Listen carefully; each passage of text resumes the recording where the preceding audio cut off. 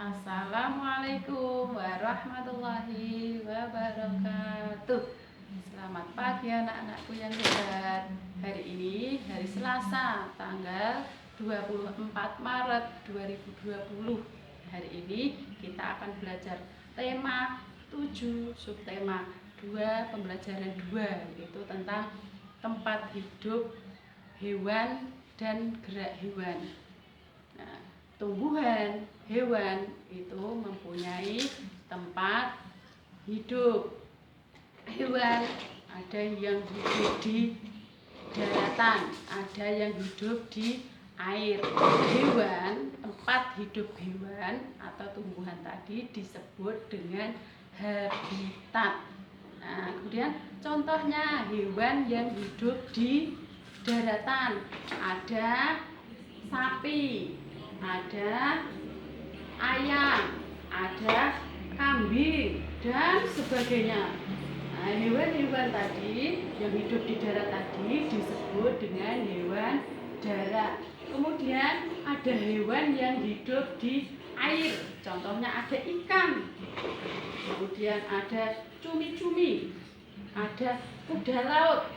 Nah, hewan-hewan tadi yang hidupnya di air disebut dengan hewan air.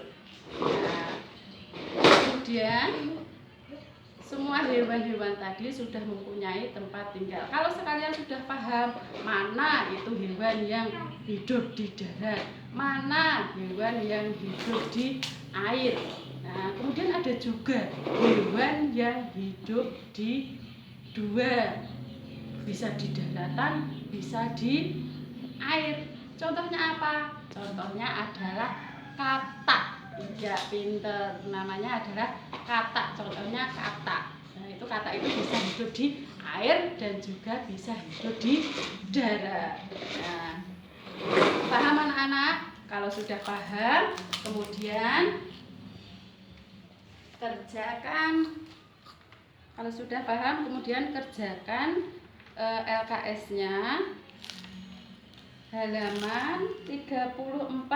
Nah, 34 sampai 44 sampai 45. Di sini disuruh beri tanda centrang sesuai tempat tinggalnya. Contohnya yang pertama ada ikan.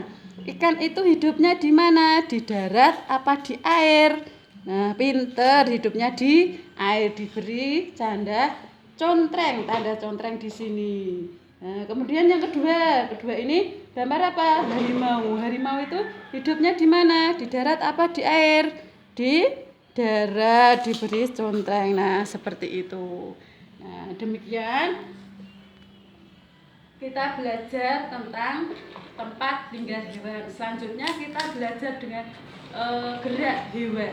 Nah, gerak hewan tadi contoh hewan yang hidup di dua tempat, bisa hidup di darat dan di air. Apa anak-anak contohnya?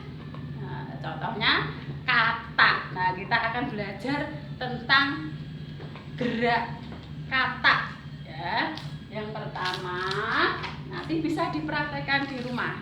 Yang pertama jongkok. Nah, jongkok.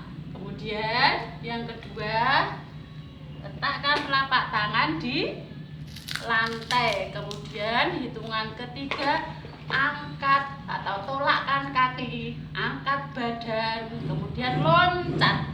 1, 2, 3. Nah, seperti itu. Nah, ini adalah loncat katak atau gerak katak, gerak hewan katak. Nah, demikian anak-anakku, nanti bisa dipraktekkan dan di video. Nah, paling tidak 3 kali loncatan ya. Demikian pembelajaran tema hari ini. Cukup sekian. Salam semangat, tetap semangat meskipun belajar di rumah ya.